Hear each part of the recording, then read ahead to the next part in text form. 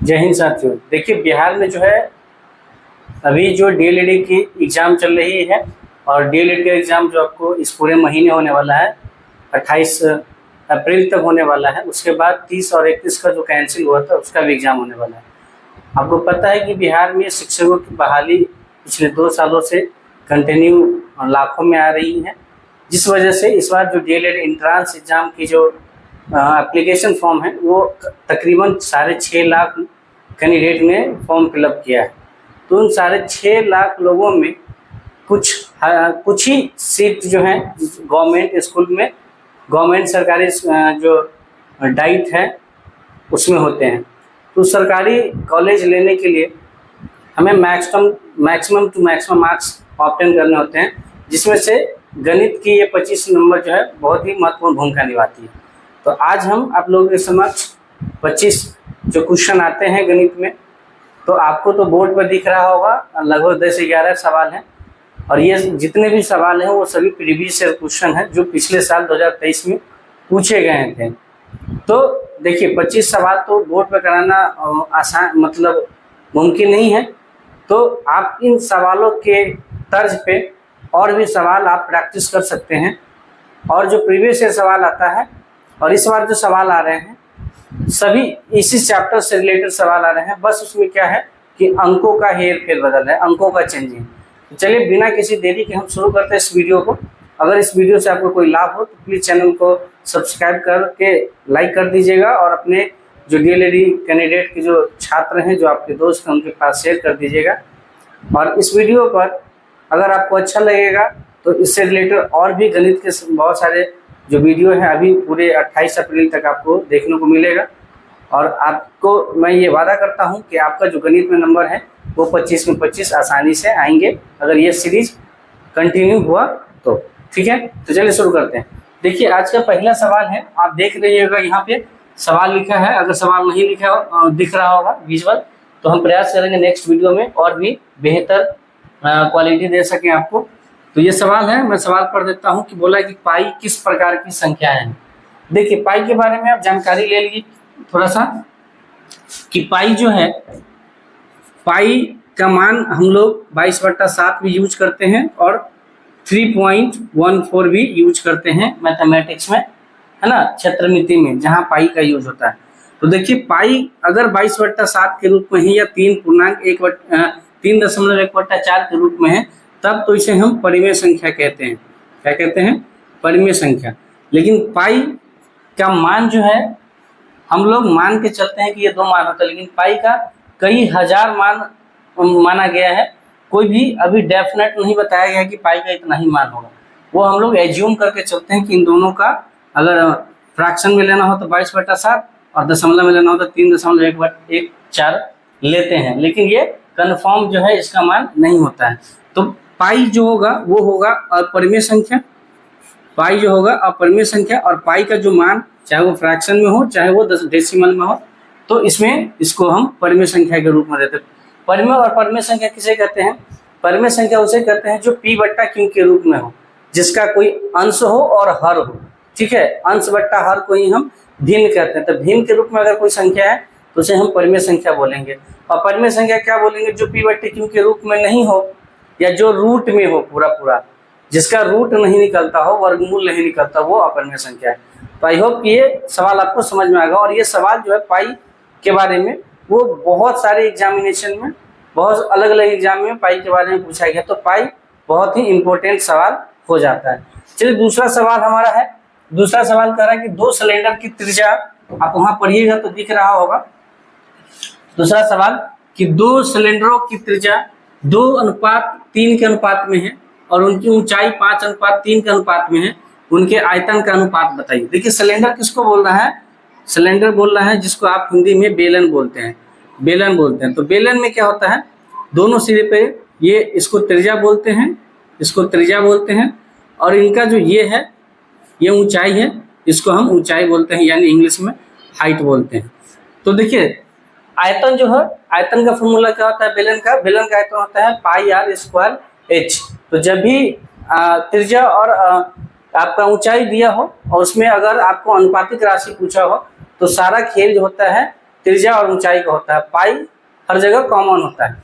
जैसे कह रहा है कि दो सिलेंडर है, एक ये सिलेंडर है और एक ये सिलेंडर है मान लीजिए, है ना, तो दोनों का त्रिज्या है 2:3। तो छोटका का जो त्रिज्या है r वो 2 है और बड़का का त्रिज्या है 3।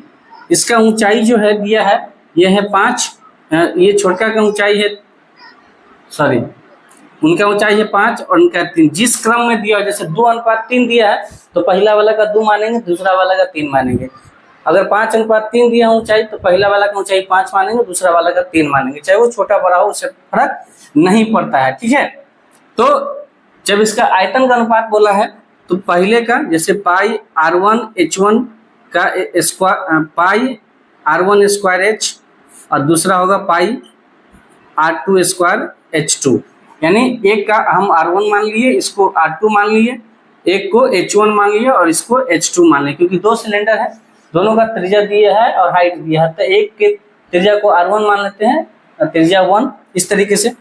और इन दोनों का नया अनुपात बोला है आयतन का अनुपात, तो ये आयतन होता है, आयतन का फॉर्मूला ये होता है पाई r स्क्वायर h, ठीक है। तो पहले का आयतन बटे दूसरे का आयतन, ये दोनों हो गया। अब जो भी मान आएगा वो उनका अनुपात हो जाएगा। तो पाई से पाई तो कैंसिल आउट हो गया, इसीलिए हमने बताया कि जब भी ये इसका अनुपात निकालना हो तो हम सिर्फ त्रिज्या और हाइट की बात करते हैं।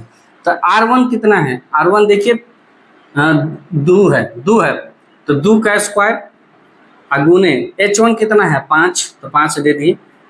r2 कितना है, तो r2 है 3 का स्क्वायर, h कितना है, ये भी 3 है, ठीक है। तो अब इसको करिएगा तो 2 दूना 4, 4 पंचे 20 और 3 3 9, 9 3 27। तो इसका जो अनुपात हो गया वो कितना हो गया 20:27। 20:27 कितना है ऑप्शन नंबर डी में, तो इसका आंसर क्या होगा, option number D will be correct answer. ये जो भी सवाल हम करवा रहे हैं ये आपके प्रीवियस सवाल है जो 2023 में पूछा गया है, ठीक है। आप चाहें तो प्रीवियस क्वेश्चन में जाके देख सकते हैं। उसके बाद हमारा तीसरा सवाल कह रहा है कि किन मानों के लिए समीकरण ax² plus bx plus c जो है बराबर 0 द्विघात समीकरण होगा। तो देखिए द्विघात समीकरण होने के लिए स्टैंडर्ड जो इसका फॉर्मूला होता है ax² bx प्लस c, इस फॉर्म में अगर हो कोई चीज, कोई समीकरण, उसे हम द्विघात समीकरण बोलते हैं।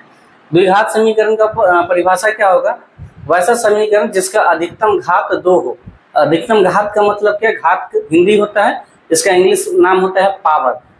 जिसका अधिकतम पावर 2 हो उसे हम द्विघात समीकरण। त्रिघात समीकरण जिसका अधिकतम पावर 3 हो त्रिघात समीकरण हो जाएगा।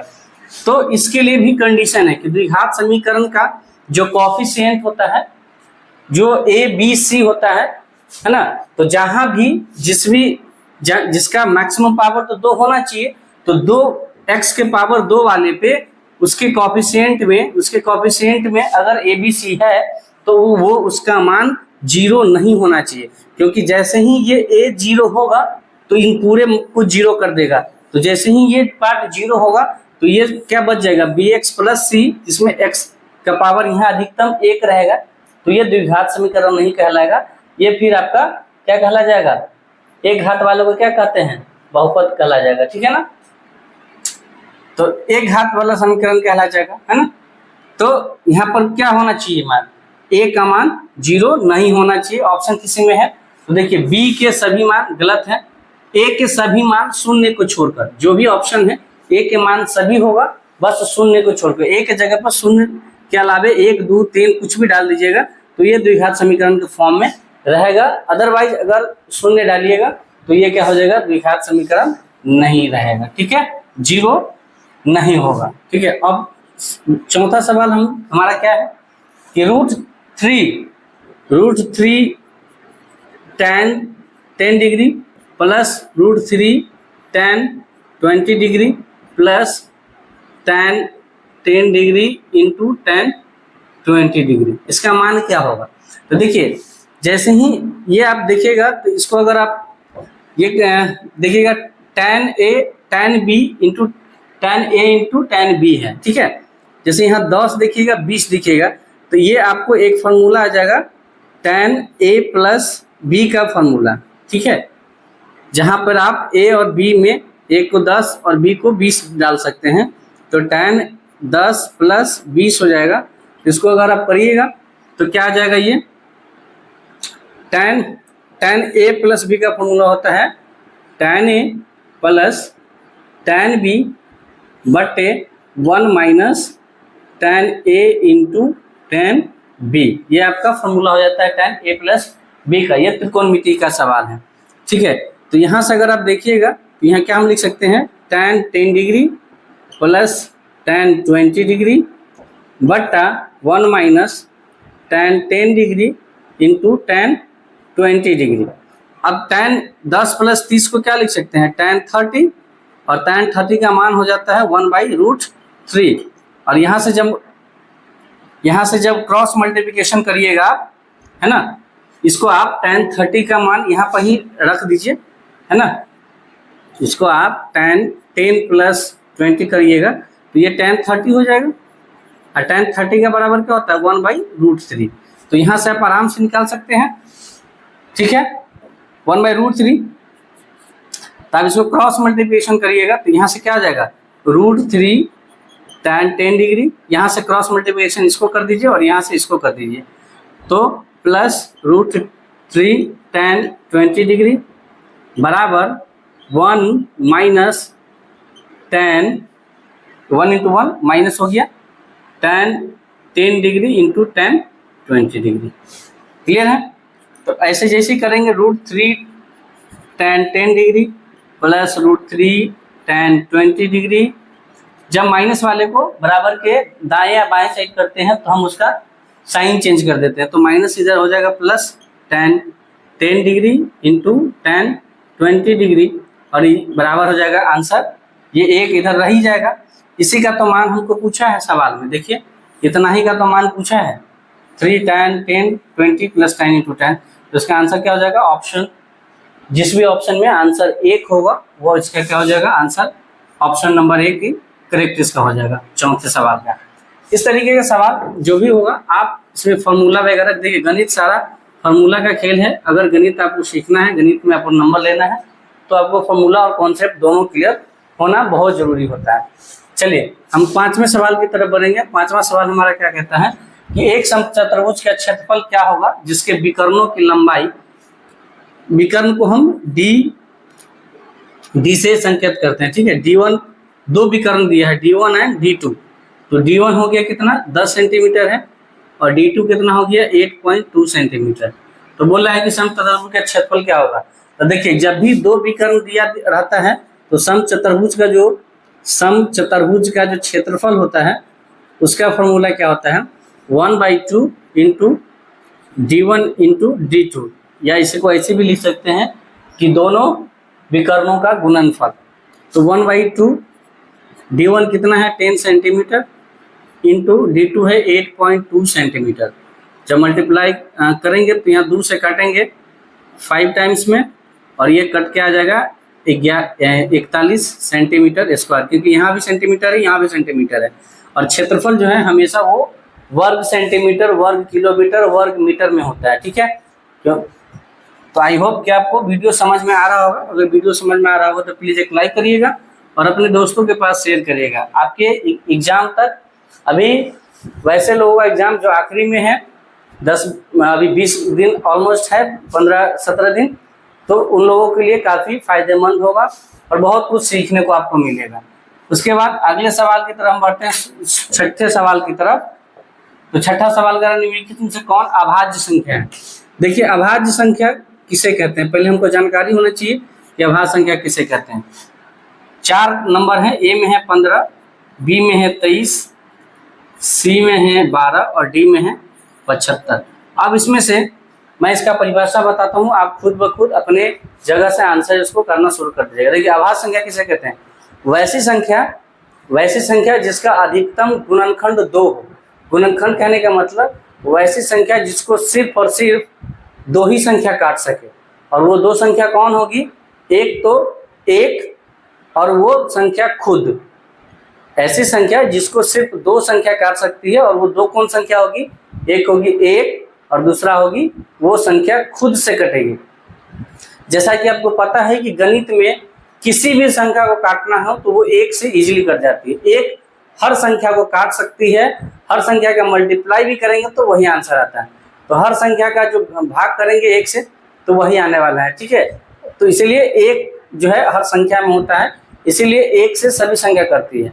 तो एक ऐसी संख्या जो 1 से करती हो और वो खुद से करती हो वही अभाज्य संख्या होगा।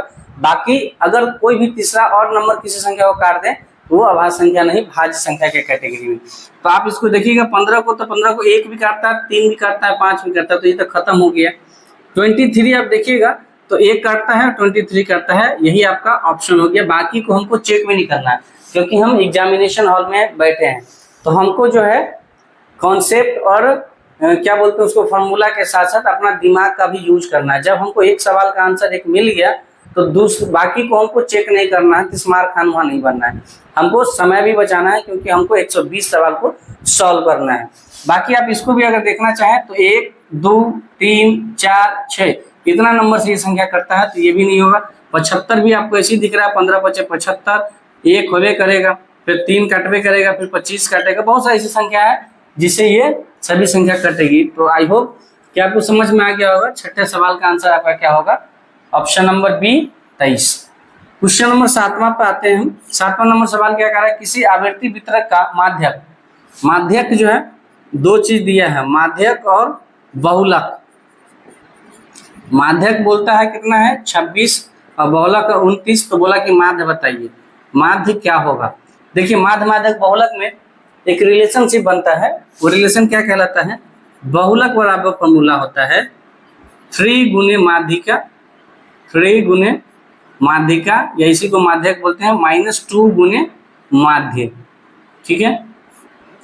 तो 3 गुने माध्यक का, तो बहुलक पता है हमको निकालना है माध्य। बहुलक कितना है 29, तो बहुलक की जगह 29 दे दीजिए। माध्यिका दिया है कितना 26, तो 3 गुने 26 -2 गुने माध्य। ये माध्य को मीन बोलते हैं इंग्लिश में, ठीक है। ये एवरेज भी होता है, माध्य को ही एवरेज भी बोलते हैं, यानी औसत। तो ये आप अगर करिएगा तो देखिए ये माइनस वाला जो पार्ट है बराबर की साइड ले आते हैं, तो ये हो जाएगा 2 गुने माध्य, ठीक है।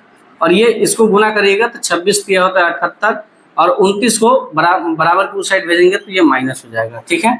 तो अब जो माध्य बराबर जो हम निकालेंगे वो क्या आएगा, ये 9 हो गया 49, ठीक है। 18 में से 9 गया 9, 6 में से 2 गया 4, और ये जो गुना का पार्ट है 2 गुने माध्य वो भाग में आ जाएगा, तो 2 से काटेंगे तो ये कितना हो जाएगा 24.5।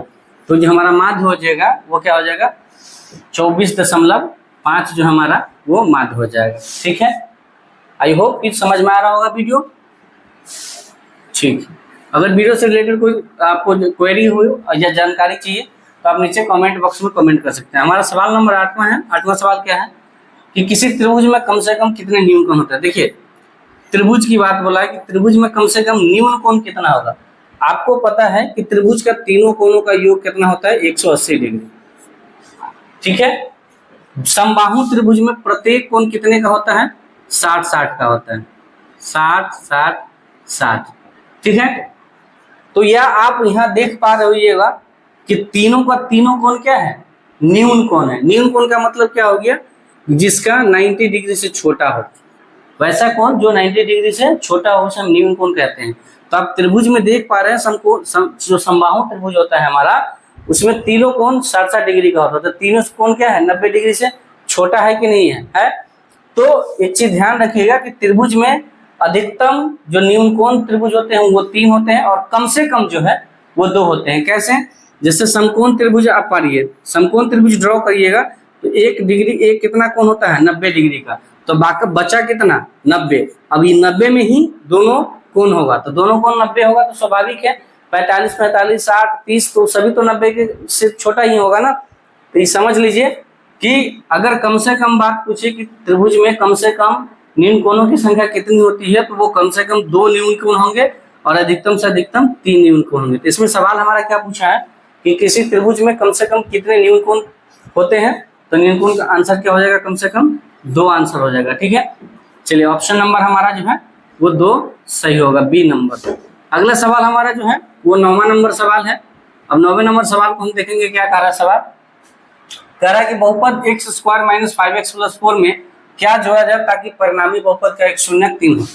अब देखिए पहले शून्य को समझिए।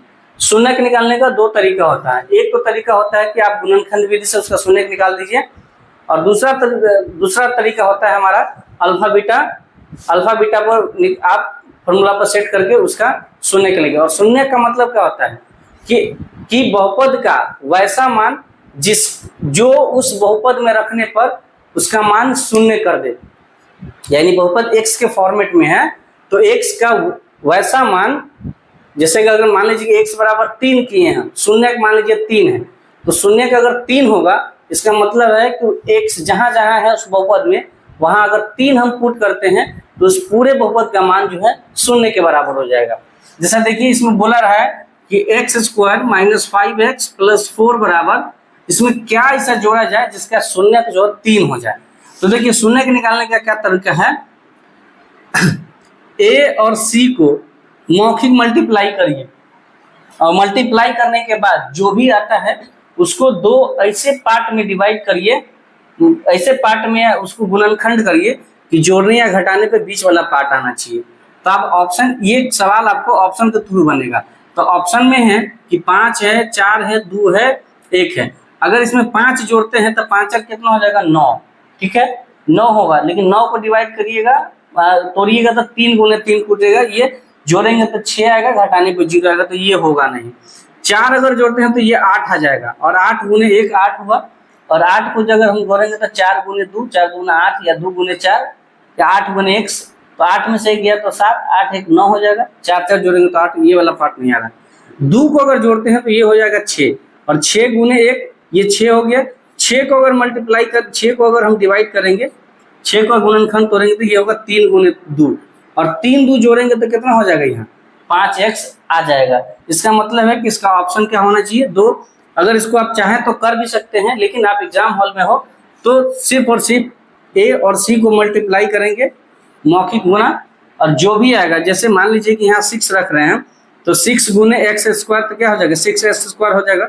अगर इसको तोड़ेंगे तो ये 3 गुने 2 टूटेगा, लेकिन x स्क्वायर जो है, इस स्क्वायर का मतलब 2x है, तो एक x यहाँ दीजिएगा, एक x यहाँ दीजिएगा, तभी तो यह गुना होकर 6x स्क्वायर हो जाएगा। जब इसको जोड़ेंगे तो 3 2 कितना हो जाएगा 5x हो जाएगा, ठीक है। माइनस है तो माइनस दोनों में लगा देंगे तो -3x -2x -5x हो जाएगा। तभी ना x -3x बराबर जो निकलेगा है ना, वो क्या हो जाएगा x बराबर 3 आएगा, माइनस में रहेगा तभी ना, जो पार्ट माइनस में होगा तभी आपको जो है वो आगे चल के पॉजिटिव आंसर देगा, ठीक है। तो 3 गुना 2 हो गया, इसका मतलब है कि ऑप्शन नंबर सी को अगर 2 को हम जोड़ेंगे तो इसका बहुपद का जो एक शून्यक होगा वो क्या हो जाएगा 3 हो जाएगा। अब 3 जैसा ही होगा तो आप डाल के देख सकते हैं, तो इसमें x square minus 5x plus 6, क्योंकि इसमें 2 जोड़ दिए 3 शून्यक है, इसका मतलब 3, जहाँ इस पूरे में 3 अगर बैठाते हैं तो ये देखिएगा मान आपके सामने भी 0 दे देगा। तो 3 का स्क्वायर माइनस 5 गुने 3 और प्लस 6, तो 3 से कितना हो गया 9, प्लस यहाँ जोड़ दीजिए 6 और माइनस 5 दिया 15, देखिए 9 6 15 और माइनस 15 कितना हो गया आंसर 0। शून्य का यही मतलब है कि एक ऐसा संख्या जिसका मान उस बहुपद में बैठाने पर उस पूरे बहुपद का मान कितना हो जाता है भाई साहब, वो 0 हो जाता है। आई होप कि वीडियो समझ में आ रहा होगा। वीडियो का लेंथ थोड़ा लंबा हो रहा है, लेकिन अगर आपको सीखना है तो आपको आराम से सीखना होगा। अगर ये 10 सवाल बनाना था तो ये 5 मिनट मेरे लिए काफी था, लेकिन आपको समझाना है इसलिए इसमें समय लग रहा है। हम 10वें सवाल की तरफ आते हैं। देखिए 10वां सवाल है कि 0.121, ठीक है। फिर बोल रहा है 1 2 2 1, फिर 1 2 1 1 फिर 1 2, इसी तरीके से बढ़ता जा रहा है। इसको बोलते हैं non repeating non terminating number. ना ये रिपीट हो रहा है ना ये पूरा कट रहा है। तो जब भी दशमलव में कोई नंबर हो और वो ना ही कट रहा है ना ही रिपीट हो रहा है तो वो अपरिमेय संख्या की कैटेगरी में आएगा। कौन कैटेगरी में? अपरिमेय संख्या में। लेकिन मान लीजिए कि 0.121 121 121 इस तरीके का अगर नंबर आता चलता तो ये परिमेय हो जाता। क्यों परिमेय हो जाता? क्योंकि ये टर्मिनेटिंग भी है, नॉन टर्मिनेटिंग है, लेकिन रिपीटिंग नंबर है। तो ऐसे नंबर को हम क्या करते हैं 0.121 पे बार बैठा देते हैं, और जब ये बार हटता है तो 121 नीचे में 3 को 9 देता है, तो ये परमेय संख्या का रूप ले लेता है। ये बार का सिस्टम का ये सवाल था, ठीक है। तो ये जब भी कोई नंबर ना ही रिपीट हो ना ही कट रहा हो तो वो अपरिमेय संख्या के कैटेगरी में आ जाएगा। तो ऑप्शन नंबर हमारा क्या हो जाएगा, बी अपरिमेय संख्या। सवाल नंबर 11 क्या कर रहा है कि यदि बहुपद x² plus ax minus B के शून्य एक दूसरे के व्युत्क्रमित हो तो b का मान। देखिए शून्य कह रहा है कि व्युत्क्रमित हो, तो इसका शून्य अगर निकालना हो तो क्या हम करेंगे, जैसे मान लीजिए इसका शून्य के a और दूसरा है a बट्टा a, 1/a, ये दोनों का, तो ये दोनों का अगर गुणनफल करते हैं तो शून्यकों का गुणनफल का फॉर्मूला क्या होता है, -b/a, ठीक है। तो -b/a हो जाएगा, गुणनफल -b/a, नहीं b/a होता है, ठीक है, सॉरी।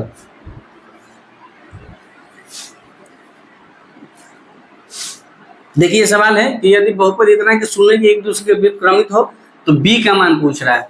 तो इसका शून्य मान लीजिए एगो a है और दूसरा a/a है, दोनों व्युत्क्रम है। तो शून्यकों का गुणनफल का फॉर्मूला क्या होता है, शून्यकों का गुणनफल का फॉर्मूला होता है c/a। तो गुणनफल इसका क्या है, 1 गुने 1/a बराबर c का मान क्या है, ये -b है और a का मान कितना है, 1 है, ठीक है। तो यहाँ से अगर क्रॉस ये इसको क्रॉस करिएगा, कैंसिल आउट करिएगा तो ये देगा a बराबर होगा -b। तो b का जो मान हो जाएगा वो क्या हो जाएगा, ये -1 इस तरफ आ जाएगा, ठीक है। तो इसका आंसर क्या हो जाएगा, -1। कि आई होप कि आपको जो है सभी सवाल समझ में आया होगा, और अगर सवाल समझ में आया होगा तो वो आप लाइक करके बता सकते हैं। और इससे रिलेटेड अगर और भी वीडियो चाहिए, और भी सवाल चाहिए तो आप नीचे कमेंट बॉक्स में कमेंट कर सकते हैं। इस सीरीज को हम जब तक एग्जाम नहीं हो जा रहा है तब तक हम कंटिन्यू रखेंगे। मिलते हैं नेक्स्ट वीडियो में, तब तक के लिए आप स्वस्थ रहिए, मस्त रहिए और पूरी तरीके से एग्जाम के लिए व्यस्त रहिए। Thank you so much.